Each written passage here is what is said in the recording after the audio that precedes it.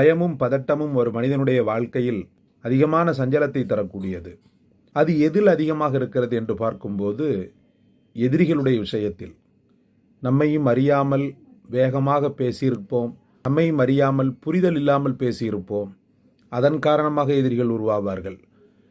இந்த எதிரிகள் சில நபர்கள் சாதாரணமாக கடந்து போகக்கூடியவர்கள், சில நபர்கள் வன்னஞ்சம் படைத்து நம்மை கருவறுக்க துடிப்பார்கள்.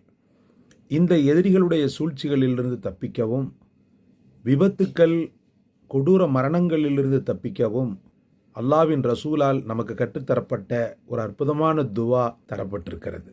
காணொளியை நீங்கள் முழுவதுமாக பார்க்கும்போது அந்த ரசூலுடைய ரஹ்மத்தை நீங்கள் பெறக்கூடிய ஒரு வாய்ப்பு கிடைக்கும்.